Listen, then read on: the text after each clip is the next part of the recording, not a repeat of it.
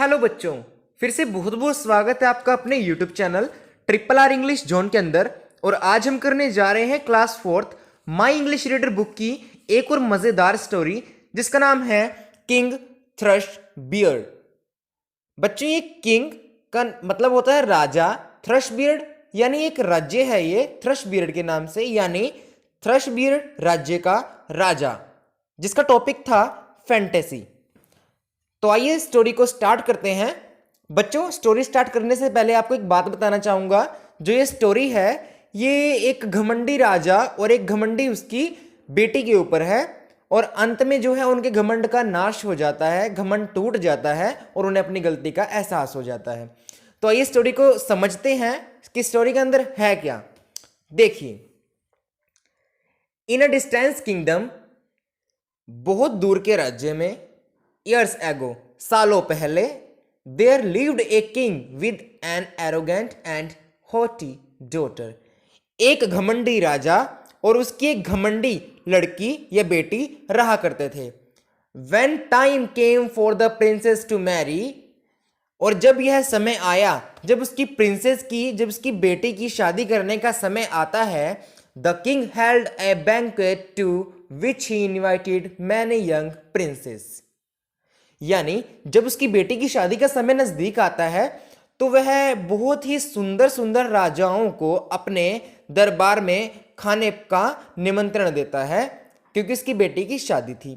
The princess did not like any one two of them, लेकिन जो उसकी princess थी, जो उसकी राजकुमारी थी राजा की, उसे उन सभी राजाओं में से कोई भी पसंद नहीं आया।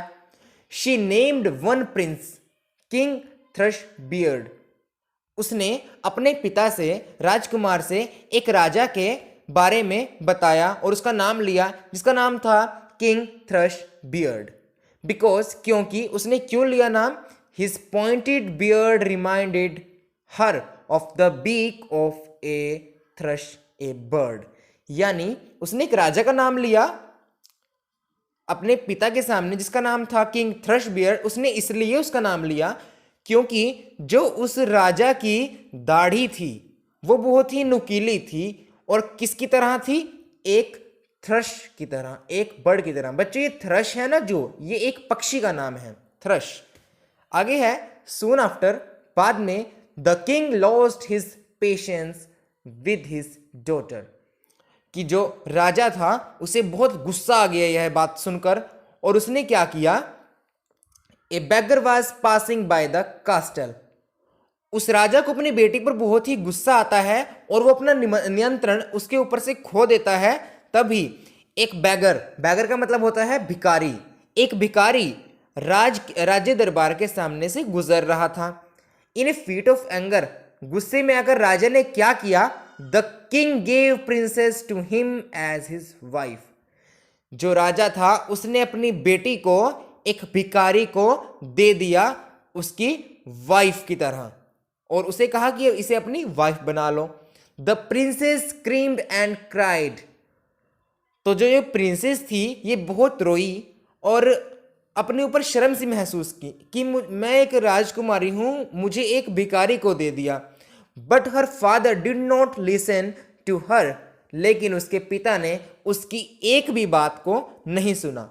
She was forced to go with the beggar. उसने उसे फोर्स किया, उसने उसे कहा कि तुम जाओ यहां से इस भिखारी के साथ। ऑन द वे, अगली तरफ, दे पास्ड अ ब्यूटीफुल सिटी।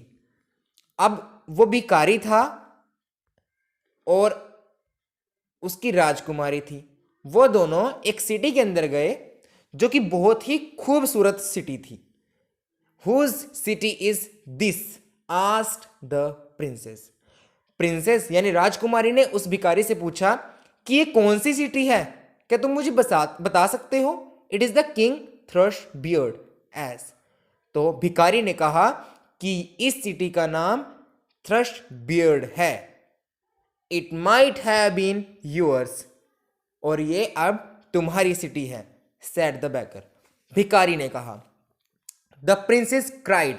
अब जो ये प्रिंसेस है वो ये बात सुनकर रोने लगी, क्योंकि उसे पता है कि अब उसे उसी सिटी में रहना है उस भिखारी के साथ। Then they reach a little house, उसके बाद वो एक छोटे से घर में गए दोनों, जो कि वो भिखारी का घर था. Whose wretched house is this, asked the princess. Princess यानी राजकुमारी ने उसे कहा कि ये घटिया सा घर किसका है.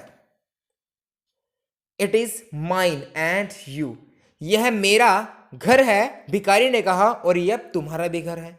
We live in it with me, और तुम यहां पर अब मेरे साथ रहने वाली हो, भिखारी ने कहा. पुशिंग हर इनसाइड, इस घर के अंदर मतलब. तो अब जो ये लड़की है, जो ये राजकुमारी है, इसे अपने ऊपर बहुत ही गर्व था, इसे अपने ऊपर बहुत घमंड था कि मैं तो एक राजकुमारी हूं, मेरी शादी तो बड़े ही धूमधाम से एक बहुत ही सुंदर राजकुमार से होगी. लेकिन अब इसे क्या पता था कि इसकी शादी एक भिखारी के साथ होगी, और हो भी चुकी है. Life was hard for the princess, अब जो है राजकुमारी की जिंदगी बद से बदतर होने लगी. अब उसकी लाइफ में, जिंदगी में बहुत सी मुश्किलें आनी शुरू हो गई. She had to do all the household task, और अब उसे घर का सारा काम अकेले ही करना पड़ता था, क्योंकि पहले तो वो नौकर नौकरानियों से अपना काम करवाती थी, लेकिन अब उसे घर का सारा काम अपने आप ही करना पड़ता था.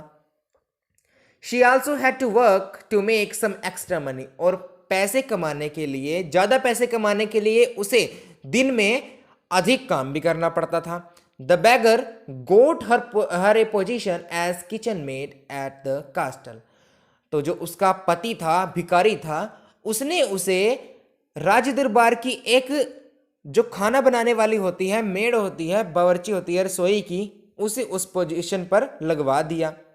Where she had to do all the dirty works, जहां पर वो सभी तरह के गंदे काम करने लगी.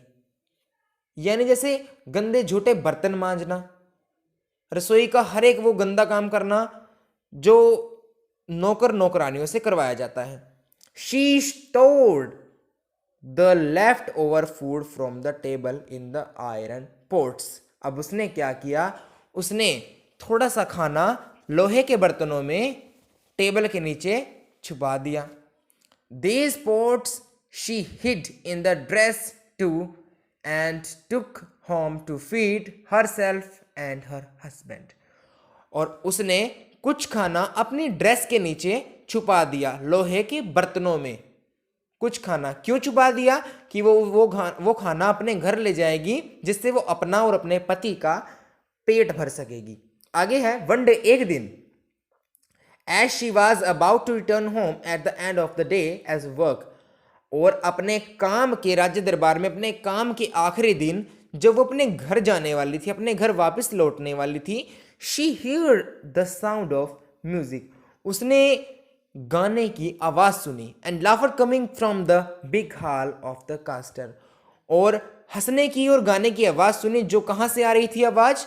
एक बड़े से हॉल के अंदर से आ रही थी, राज्य दरबार के.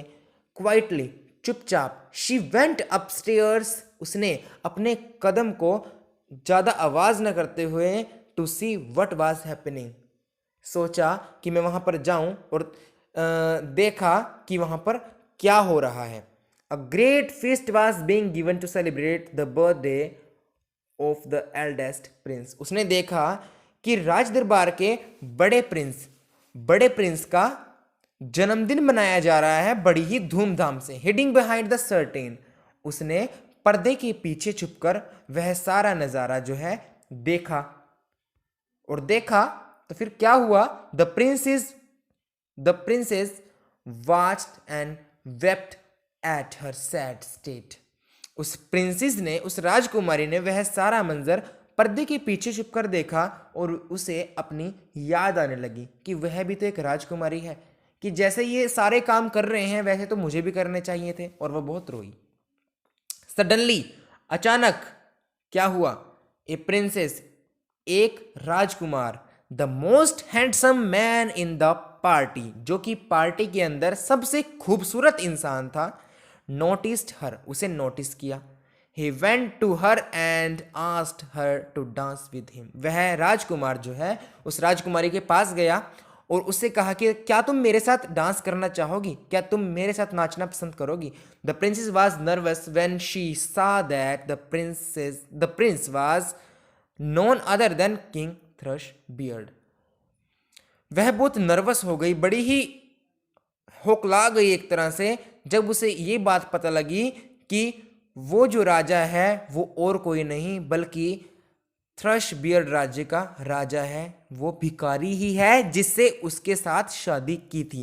एज शी डांस्ड, जब वो नाचने लगे, the iron pots well fell from her ragged dress, उसकी ड्रेस के नीचे से वह जो आयरन लोहे की बर्तन थे वो नीचे गिर गए, जो उसने छुपाए थे ना बच्चों, ऊपर पहरे में आया है, उसने आयरन के बर्तन अपने कपड़ों के नीचे छुपा लिए थे। जब वो डांस करने लगी तो वो सारे नीचे गिर गए। स्पिलिंग फूड ऑल ओवर, और जो खाना है वह सारी जगह फैल गया। The princess wept and try to run away. अब जो है प्रिंसेस है उसने भागने की कोशिश की। The King Thrushbeard caught her and told her that he was the beggar.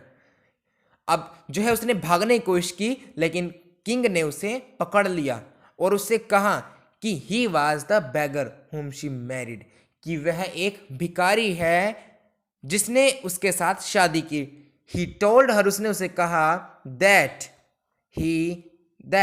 Out of his love for her, कि वह भी उसके साथ बहुत ही ज़्यादा प्यार करता है और उसके प्यार के कारण ही वह भिखारी बना था। लेकिन वो भिखारी नहीं था बच्चों, वो एक राजकुमार ही था।